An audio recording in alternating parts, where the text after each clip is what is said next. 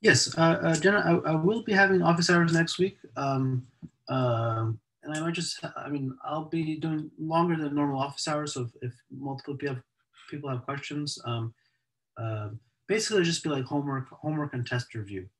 Uh, no, we won't be moving forward with the new material next week. And also opportunities if you have any questions from your test that you want to discuss. It would be great to schedule a time with me to meet sometime either Tuesday or Thursday next week. All right. So welcome everyone. Today, did you guys have any questions from the Methopolis assignment that I posted?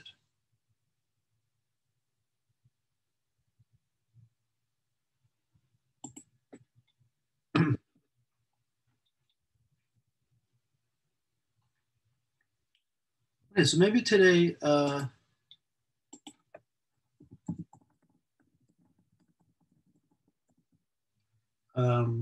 maybe we can kind of work through some of it together.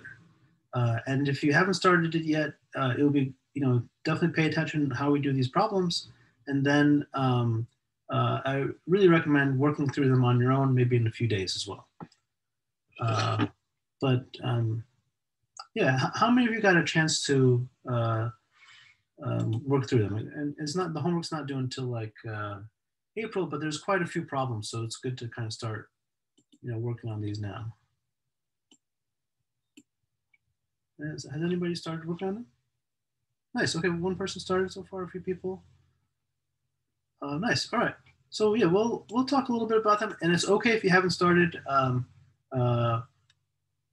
um, Hopefully, basically, if you learn the structure of these patterns, you can come back in a few days and try to do the same problem again. It's a really good exercise.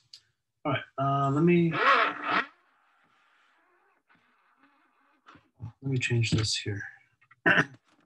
Yes. Okay.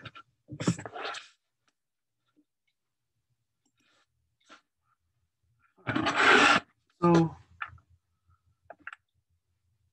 I'll try to go over questions 1, 5, 6, and 9.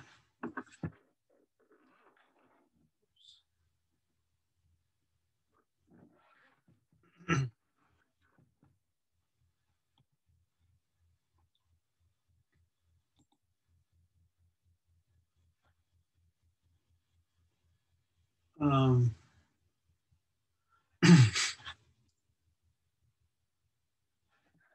so we have questions. Question number 1. And if you have the assignment, I'll drop the link in the chat so you can kind of keep read along with us.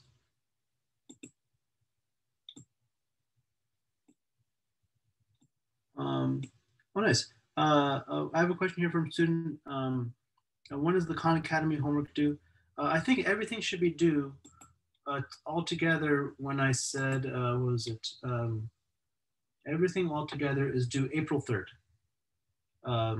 And if some of the problems on the Khan Academy, just for the Khan Academy homework, keep a piece of paper as you're working on them and just collect those at the end and submit that. And if some questions you didn't need to write anything down, don't worry about it.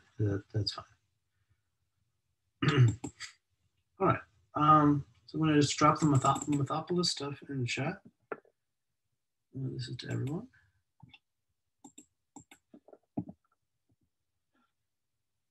Okay, this is number 1. So in this school, we know that 60% of the boys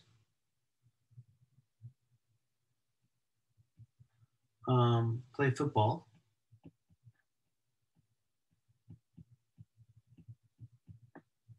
And I should put it like this here.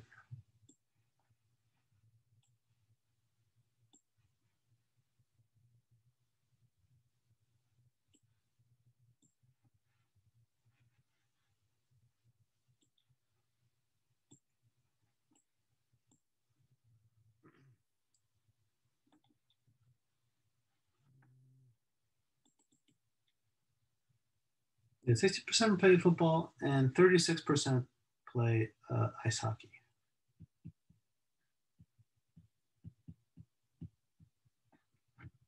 However, we're also told that 40% of those, given that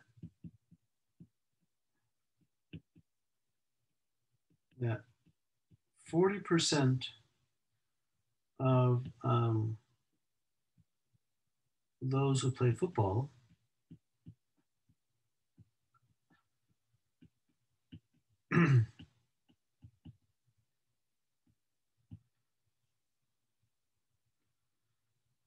also play hockey.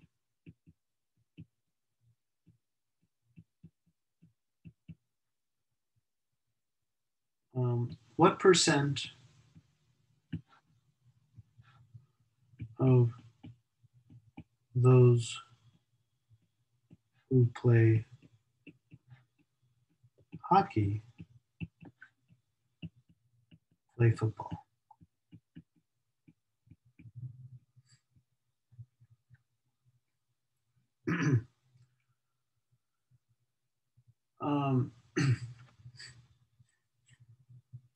So this is kind of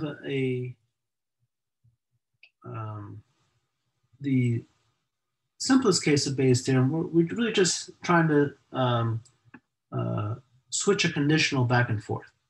So can anyone tell me which conditional are we given for this expression? 40% of those who play football also play ice hockey. What notation can I use to express this as a conditional probability?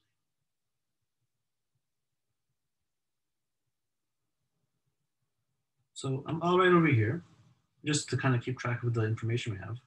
We have probability of football equals 0.6. Probability of hockey equals 0.36.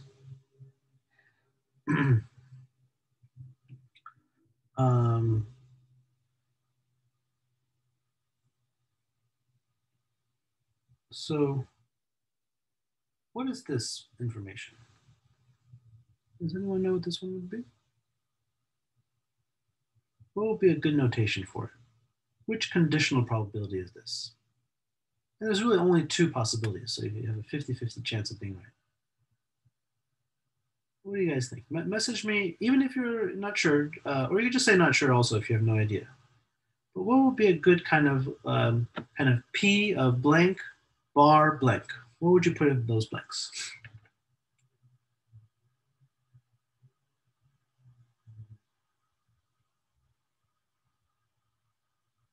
Anyone have any ideas?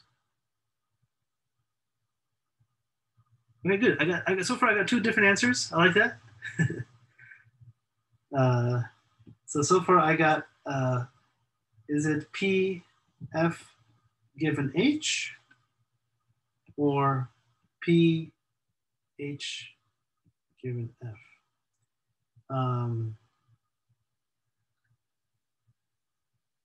Nice. Archer, do you want to try to justify why it's this one? I think I did the letters wrong. Oh, I realized I now think it's the other way, but oh, no, you actually did it right. It's this way. Okay. We're just trying to describe this sentence.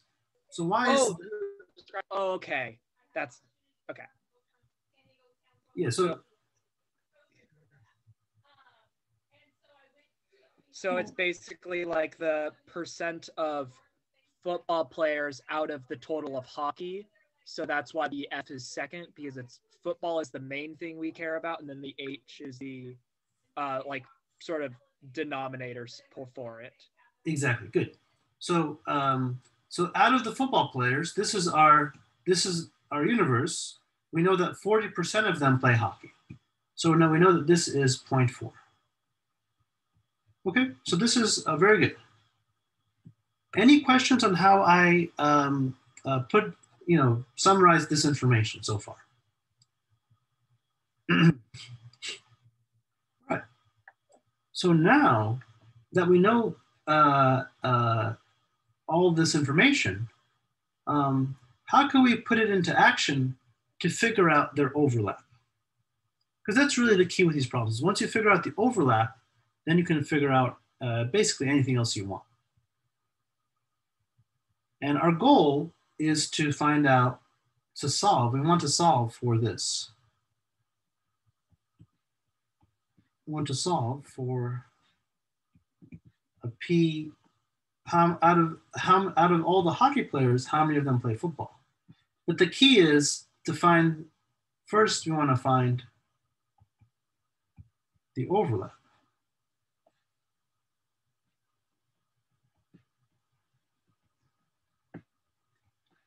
And so how do we go about finding the overlap if we know, if we're given the information in the problem? What's a simple way to find the overlap? And you don't even need symbols really here. You can kind of just do it from reading the problem. 60% play football, 36% play ice hockey, and we're also told that 40% of football players also play ice hockey. So based on that, how many people are both playing football and hockey?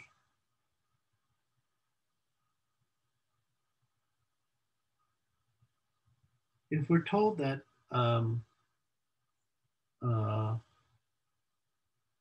not exactly, because, oh, I see. Be careful. In this case, it's a little bit simpler, I think, than those cases where we had the football players, the hockey players. We're not told about the union this time. We don't know how many people play football or plays hockey. What we know this time is that 40% of football players play hockey. So how can we take advantage of that? This time we're finding the overlap in a slightly different way. Because whenever you're given a conditional probability, you can kind of zoom into a particular population to figure out information about that smaller group.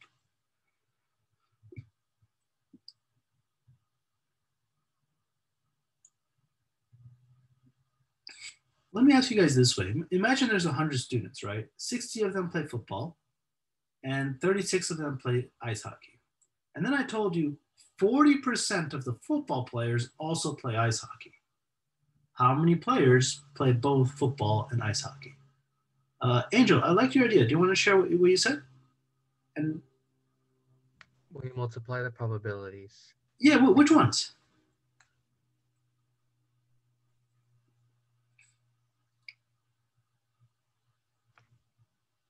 In this case, I think we're supposed to be finding the probability of the hockey players times the probability of both. Okay, kind of be careful. So, in that last example that I said, I said that we know that there's 60 football players and 36 ice hockey players, right? So we know that 40% of the football players play ice hockey. So to figure out how many ice hockey players, how many people play both ice hockey and football, I need to take my football players and take 40% of them. So it'll be 0.6 times 0.4. So I'm going to write down the symbol for it. So the overlap, there's a formula for the overlap using conditional probability. It says, well, take your main population and then multiply it by the conditional of the second group, conditioned on you being in the main population. And if you look at what this is just going to be 0.6 times 0.4, which is equal to 0.2. And I know it can look a little bit confusing, but it really is as simple as thinking about just clearly, oh, there were 60 football players, and we know that 40% of them also play hockey. So therefore the overlap is 24 players that play both hockey and football.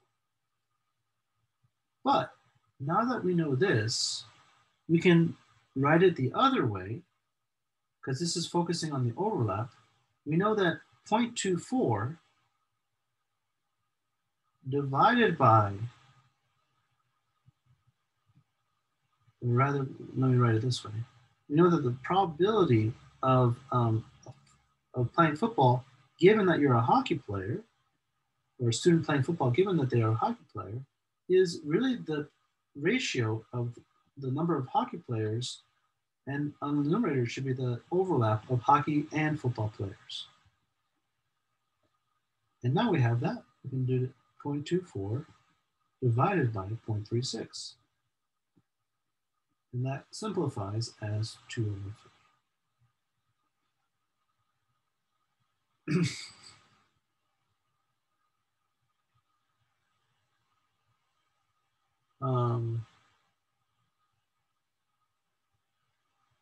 Okay. Any questions on kind of what we did? I know the symbols notation looks a little bit confusing. But the name of the game, in my mind, is to focus on whenever you're given one of these that's just kind of purely two groups and you don't know the overlap, but you know one conditional probability and you want to switch it. The name, the real kind of heart of the strategy is figuring out what is their overlap.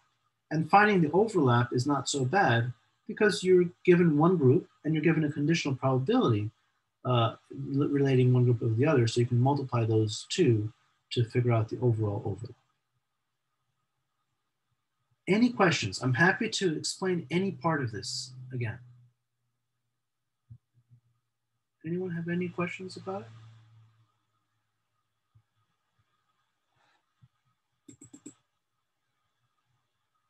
You guys want to try example 2 from Methopolis on your own?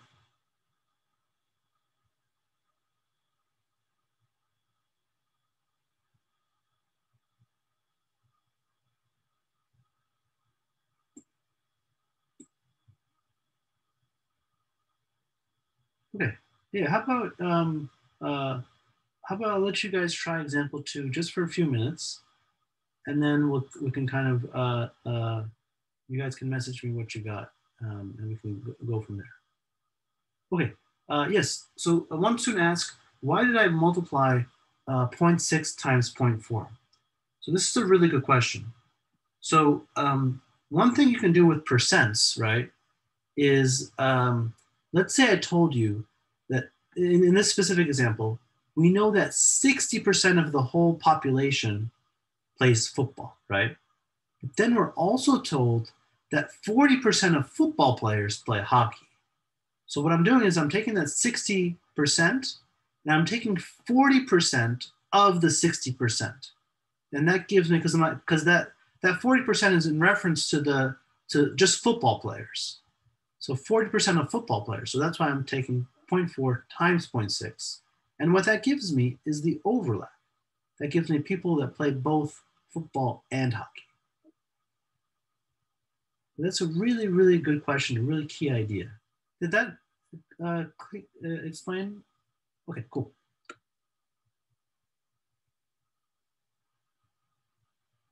Anytime that you have conditional probability, you kind of do this thing where you will take the original kind of subgroup and then multiply by the conditional probability, and that will give you essentially the people that are in, like, it's like kind of part of part of that branch, I guess. Angel, yes, this is a version of Bayes' theorem. Bayes' theorem, essentially what it allows you to do is it allows you to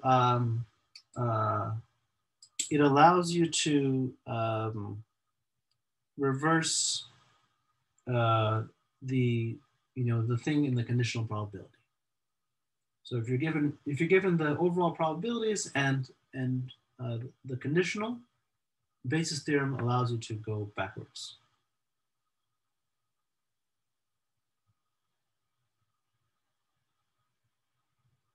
Okay. Any other questions on this one?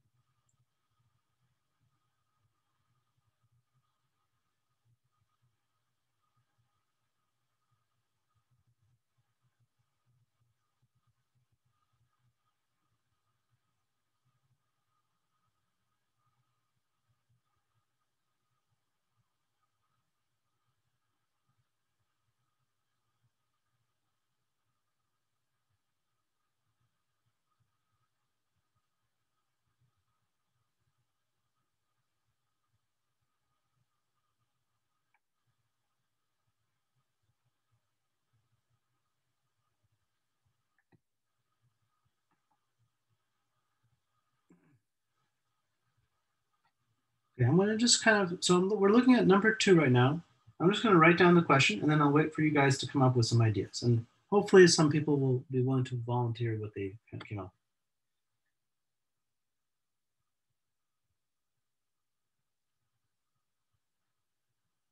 So number 2.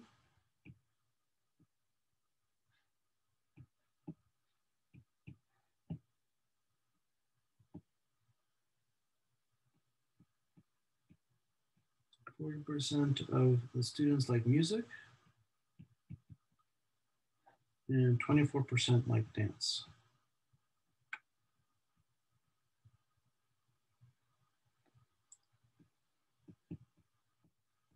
Given that 30% of those that like music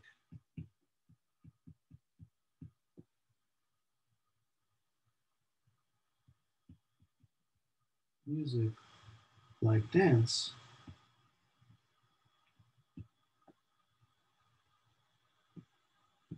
what percent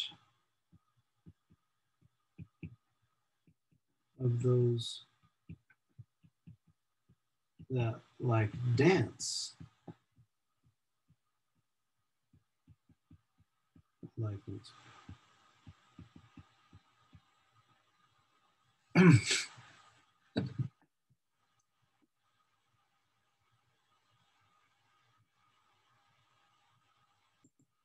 Okay, good. I got a few good responses here. A few people are a little bit stuck and had some mistakes. So let me just message you.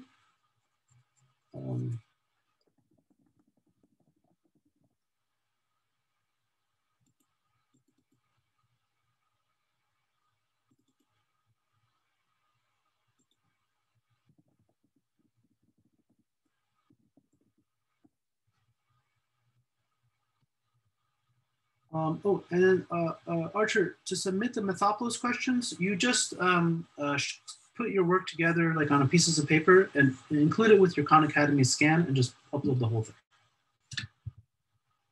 And really, I mean, all the Methopolis, like, you know, the full worked out answers are available for every question, but obviously don't just copy that, like try to actually do them, making sure you understand.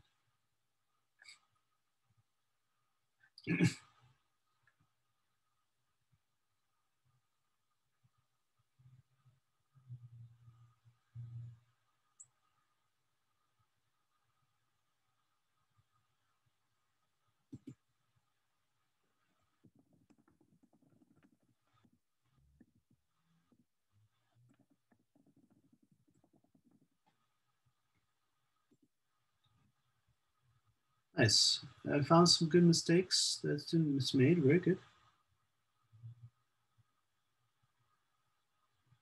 Um,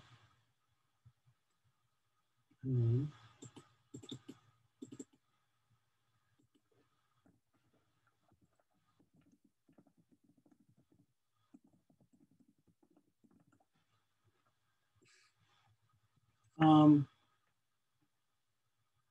let's see here.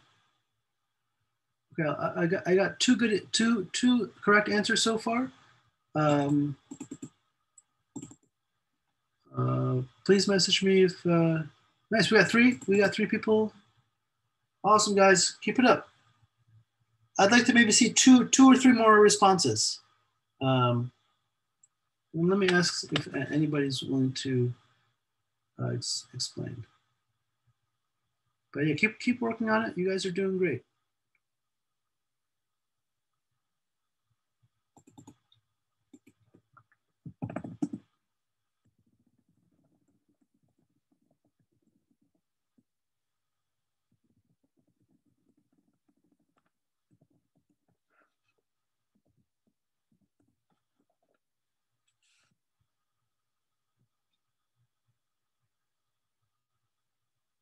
I just messaged some students who got it right, asking if anybody's willing to share what they did.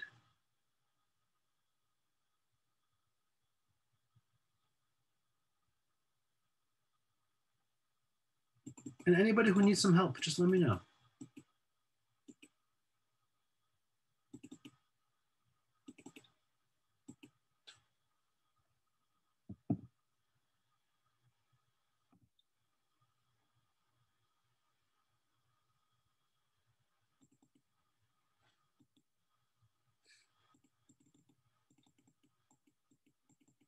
Hmm. All right, looks like we got, oh,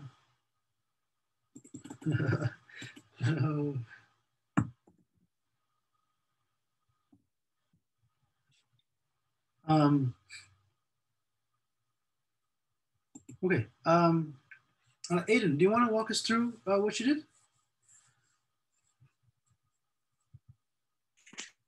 did? Sure.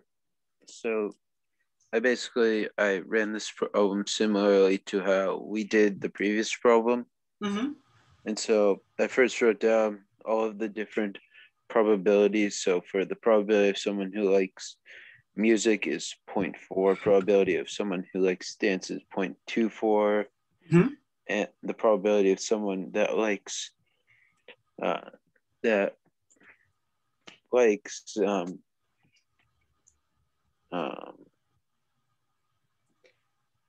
M dash likes music because someone who likes dance likes music. I think that's what them. Yeah. So whatever that statement was. Yeah. So this is 30% of those that like music. Yes. Like dance. So which one is going to be the second after the dash? The one that's going to be second is music. Right, because it's out of the music people. We know that dance. 0.3 of them, 30% of those like dance. Okay, excellent. Okay. And then to find the people who like dance and music, you do probability of someone who likes music, likes dance, times the probability of someone that likes music. Exactly. It's kind of like we're zooming into that population. We start off with 40% of people, and then out of those 40%, we take 30% of 40%, which gives us 12% out of the total, or 12 people. Yes. Nice. And then to find the probability of someone that likes dance also liking music, we do the probability of someone who likes dance and music times the probability of someone that likes dance. Over. No, wait. Wait. Let's see, where did I mess up in my notes? I think what he's trying to say is that we're trying to find the probability of a group. Sorry. The 0.3 out of the 0.4, then trying to and then putting that over the other group. Mm-hmm. Exactly. I read my equal sign as a minus sign. Sorry. Okay, no problem. That's where I messed up. Yeah, but no, you got it right. So let me rephrase that. Yeah. We take the probability of someone who likes dance and music and divide it by the probability of someone who likes dance. Perfect. Exactly. So now, because we're doing the conditional probability, the denominator should be the people who like dance, and the numerator is what we found, which is focusing on as the key of the problem, which is the overlap. And so if there's 12 students who like both dance and music out of the 24 dancers, then the conditional probability is going to be 50%.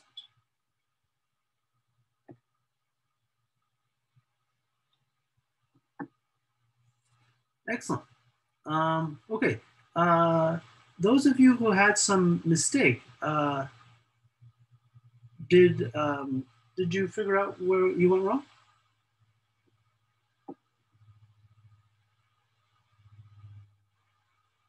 Awesome.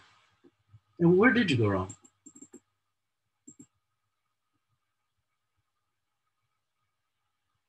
Oh, okay. Any questions on any of these steps?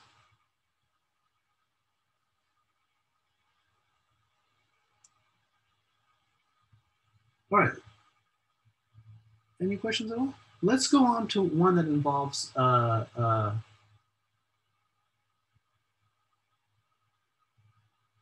see. Yeah, I agree. These can be a little confusing. It takes some practice. So what I recommend is just trying to do these again, maybe on Saturday or next time. Like if you have some time over the weekend to work on these assignments, do these questions again. Don't just say, "Oh, we went over them in class. I'm done. I figured it out." You need to practice so that you feel comfortable and understand what's actually happening. It's not really that. It's actually not even that that difficult. It just looks more. I think it looks more confusing than it really is. That's my opinion. Okay, let's try number 5. So these two just had simple situations: music, dance, and we were given one conditional probability: dance, given that you like music, and we try to find music given that you like dance. So these questions, you focus on the overlap. You'll see there's other questions where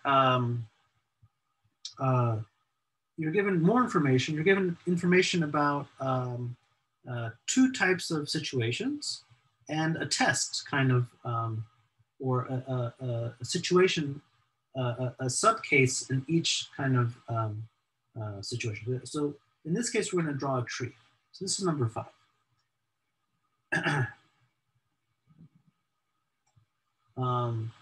So the doctor, Dr. Foster,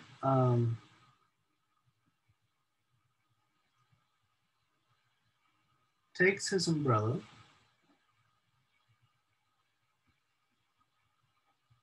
uh, 80% of days.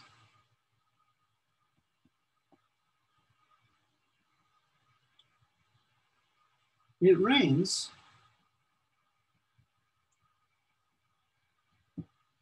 on 30% of the days.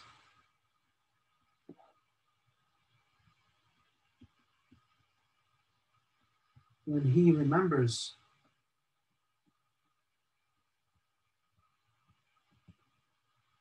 his umbrella.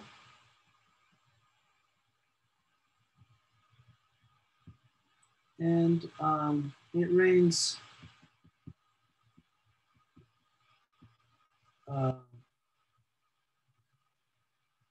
60% of the days when he forgets his umbrella.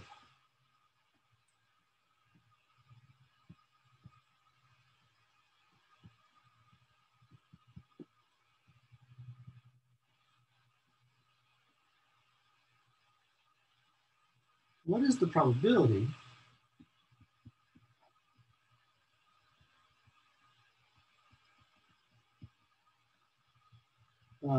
that he remembers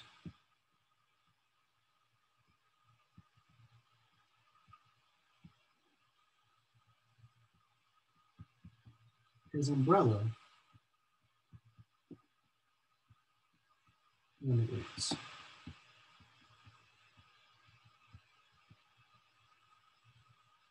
All right. So we're going to try to learn this and solve this using a tree diagram, which I think is a really intuitive way to actually solve it, and a way that you can always remember. Like, hopefully, even if you go to end up going to graduate school, they ask, they might ask this type of question, and hopefully you'll remember this approach. So the idea with the tree diagram is we have 2 kind of things happening here: take the umbrella and not take the umbrella, and rain or not rain. But one of these is kind of the information that we're given is related to conditional probability. The other one is just kind of rainy, event happens or it doesn't happen with some overall percentage. And one of them depends on conditional probability. So when we set up our tree diagram, what we first do is we have to sort of think about the overall population, how it breaks down. And then using the conditional information, we're gonna break it down further into subpopulations. So in this case, what do you guys think would be a good label for the first 2 branches, kind of for this first level? And you should always put in there kind of the things that are not based on the conditional probabilities, the things that are just given.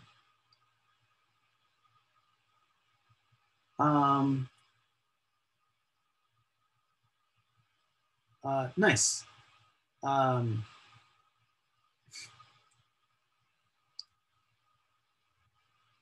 Yes. So the thing that's given to us overall is that he remembers his umbrella 80% of the days, and 20% of the days he forgets it. The other ones are conditional. Raining and not raining is conditional on the information we're told about it is about conditional probability, whether he brought the umbrella or not. So you can say that that would be a good choice for the first for the tree, for the first part of the tree. So takes umbrella and doesn't take umbrella. I'm going to write that it's 0.8 chance that he takes the umbrella, and 0.2 chance that he does not take the umbrella.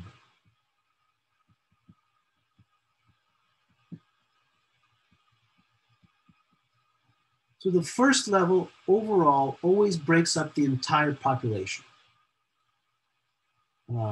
When you're doing this type of example with a virus, you'll usually put in the first branch, has the virus, doesn't have the virus, because that breaks up the entire population. And then after that, you'll do sort of separate cases of how they tested, given that they have or don't have the virus. So the next two branches are rain and doesn't rain. So what's the probability of that he takes the umbrella and it ends up raining? How do we take advantage of the information that we would get?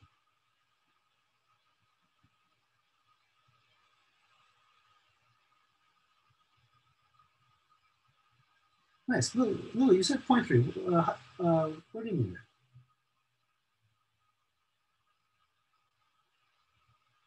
How can we take advantage of it?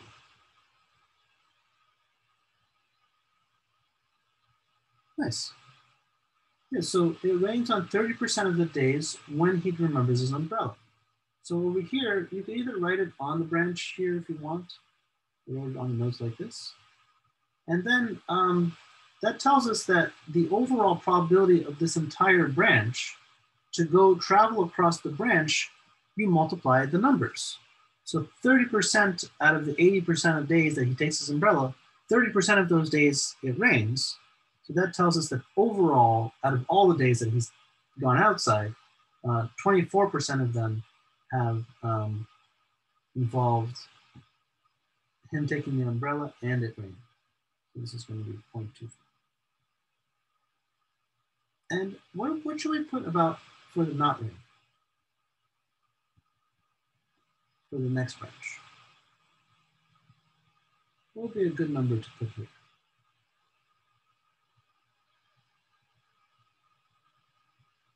Nice. Diana says 0.7. Is that clear why I want to do 0.7? Because out of these 80 days, you can think of this just as 80 days, 30% of them it rains, therefore the remaining 70% it didn't rain. And if you multiply those two numbers, you find out that this is going to be 0.56. That's right. The probabilities just on this part, in this universe, the probabilities have to add up to 1. And when you multiply it through, that tells you that these numbers have to represent all of the days where he takes the umbrella. So if you add up these numbers, they'll actually add up to 0.8. Okay, how about the days, the 20 days where he doesn't take the umbrella? How many of those days did it also rain? What number should we put on the branch? Nice. Angel said 0.6. Very good. Because we're told that it rains 60% of the time when he forgets his umbrella. And then how about no rain? 0.4. Nice, nice down. And if you multiply through, you can get the actual percent of days out of all days where he doesn't take the umbrella and it rains. That would be by 0.12. And this would be, when you multiply through, 0.08. And one thing, after you've done multiplied through all your branches, one thing that should happen at the very end is all of these numbers should have to add up to 100%. because they represent all possibilities. And I think sometimes the tricky part with filling out this tree diagram, and it's a really simple thing, is that usually you don't need to be given the full information of the second branch. Like, for example, we were only told 0.3. We kind of had to deduce that because, oh, that means that 70% of the time it didn't rain when he took his umbrella. So that's kind of one thing just to be aware of, that there's always going to be some information you need to deduce when you make this entry. All right, so now we've got our tree diagram, and we need to calculate a conditional probability. What is the probability that he remembered his umbrella when it rains? So that's the saying probability that he remembered the umbrella given that it rained. So that tells us we are in the rain universe. We're in the universe where it's raining every day. And out of those days, how many of those days does he have his umbrella? So which numbers correspond to the rainy days? Overall, imagine there's 100 days total that he does this. Which days correspond to it raining? Or how many total days does it rain? Nice. Angel, Archer, very good. Both of you guys say these, I'm going to do it in green. So these are the rainy days.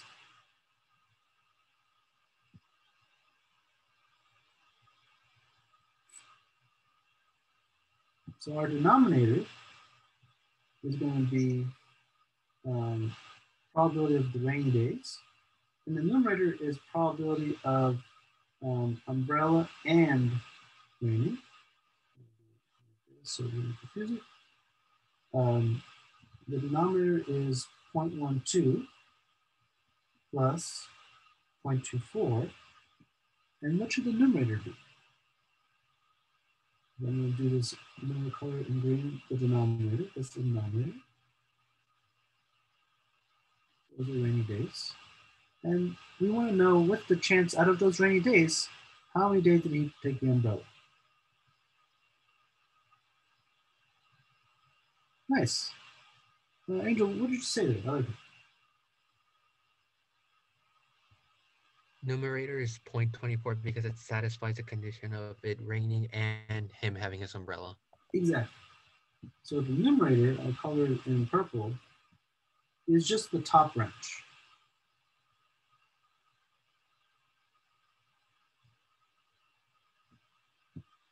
So this is going to be 0.24.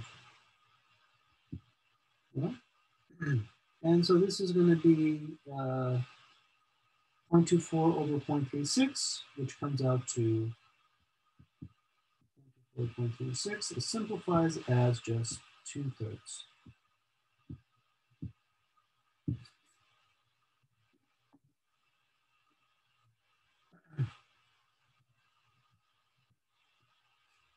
What do you guys think?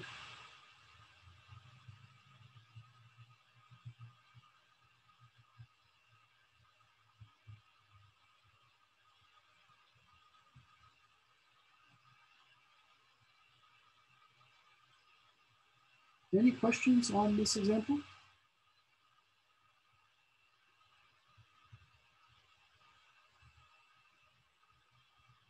Nice. Yeah, I like this one also. The other one is, somehow the other one has less information, but the visualization is just really two groups, and there's an overlap. If you try to draw the tree diagram, you have to be a little bit careful, I think, doing that. But yeah, the visualization here really helps me. Okay, so let's 0.8 times 0.3. Very good question. So once you ask, why do we do 0.8 times 0.3? So what we're told is that the doctor takes the umbrella 80% of the days. So let's just imagine that there's 100 days total, right? So that means that 80 days he took the umbrella. Now, we're also told a conditional probability that it rains on 30% of days when he remembers the umbrella. So that tells us that out of those 80 days, 30% out of the 80, it also rained. So that's why you do 0.3 times 0.8. That overall tells you, because 30% of 80 will be 24. And same thing over here. The 20 days he doesn't take the umbrella, so it's 60% of the 20%. So that's the key with conditional probabilities, is that you're taking a percentage of already a smaller percent. So that's why you multiply it. When you take a percent of a percent, you just keep repeatedly multiplying. Okay, let's take a look on any other questions? That was a really good question. That's really important.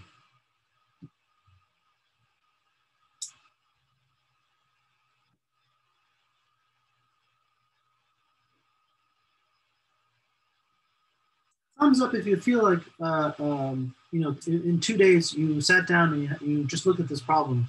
You feel like you could set it up with the same picture and write out all the reasoning the same. Thumbs up if you feel comfortable that you could maybe do that in 2 days without any notes, just kind of sitting down and writing. And thumbs down if you feel like maybe you need some more, not 100% on that. No.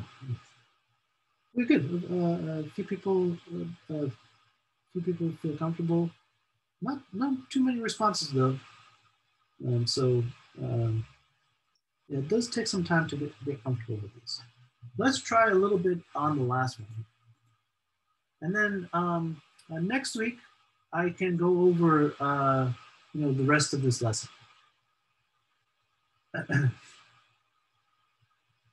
Right. So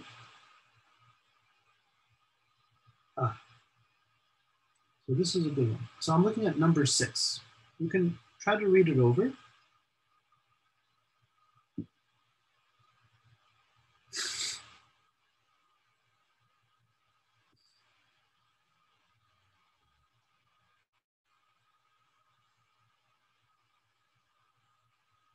So I'm reading it over here.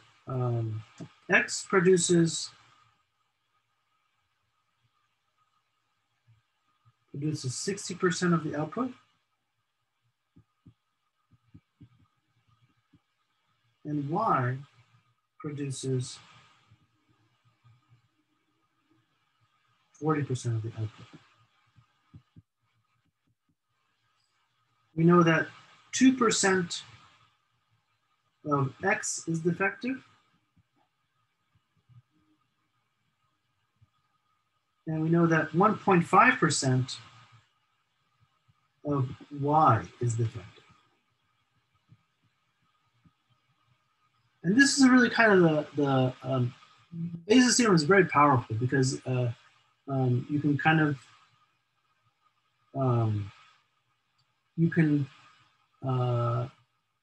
calculate the probability of some unknown information using the initial setup where you can measure like how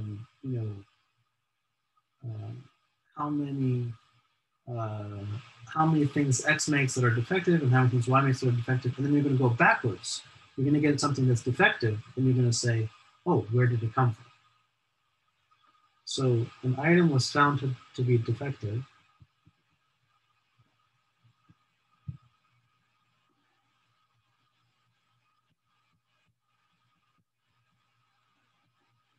What is the probability? And I really like these problems because it just kind of opens up your mind to seeing these different ways of, they're really kind of the same thing all over and over.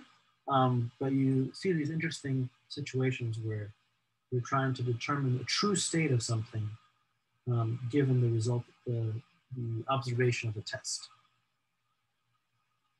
What is the probability that it was produced by machine learning? Okay, so again, this time there's going to be some sort of tree.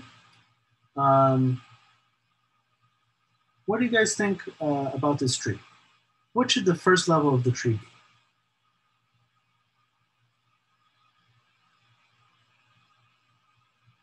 Nice.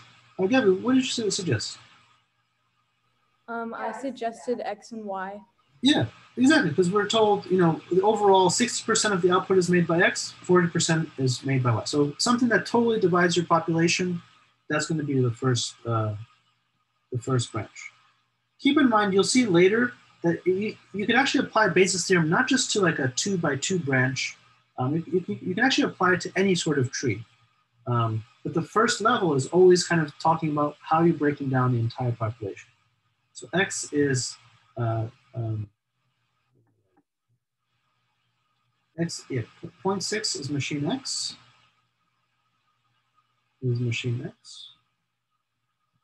and 0.4 is machine Y. Okay, now what's the next level of branches? Nice, defective and not defective. So for 0.6, what should I write down on the branch?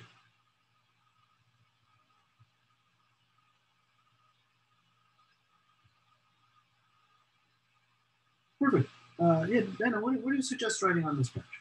You want to share that? 2% equals 0.02. 0.02, good. And here, this would be defective. And then not defective. If 2% is defective, what percent is not defective?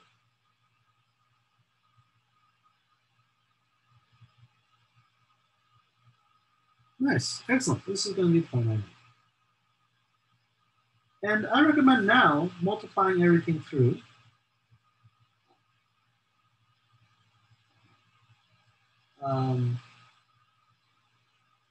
Well, maybe at this point you don't quite need to. Maybe we'll just, yeah, maybe we don't need to multiply everything.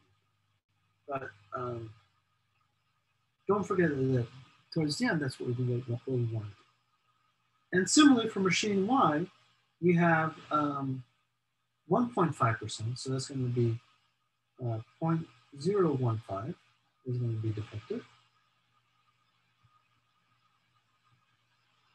And then over here will be 98.5, so 0.985 is not defective. All right. And now we need to think. We observe that something is defective. What is the chance that it came from object machine X? Well, our denominator is going to be the defective, all the defective branches combined.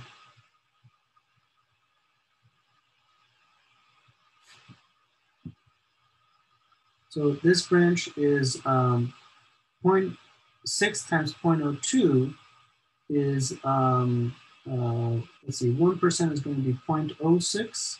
This is going to be 0.1. So 1% is 0.0, this is 0.012. And 4 times 0.015 is 0.06.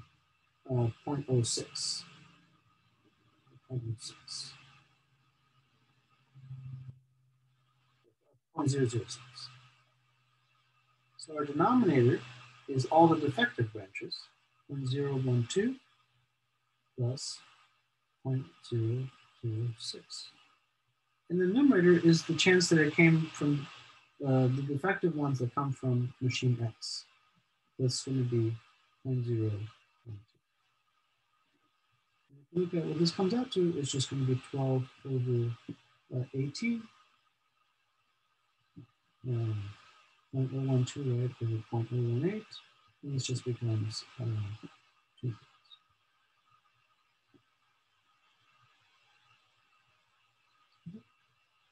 So I'll just kind of highlight that this is the bottom branch, and the numerator, again, is going to be the top branch. Of course, depending on how the question is asking, you have to be careful which branches they're talking about. So here the patterns just happen to be both the same, but they obviously don't have to be, right? I could have asked, what is the probability that, given that it's defective, what is the probability that came from machine Y? Then it would be 1/3, because I would use the I would use the 0.06 here. All right. Any questions on this example?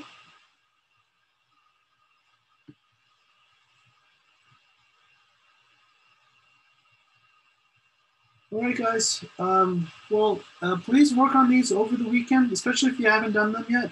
Take a look over the Khan Academy as well. And next week, I'll plan to be here at 2 o'clock, both Tuesday and Thursday. If you have any questions, and we can go over more homework problems. And have a wonderful weekend. Have a great weekend. Thank you. Have a great weekend. See you guys. Have a great weekend. Thank you. Bye. Thank you so much. Have a great weekend. You too. Bye. Bye.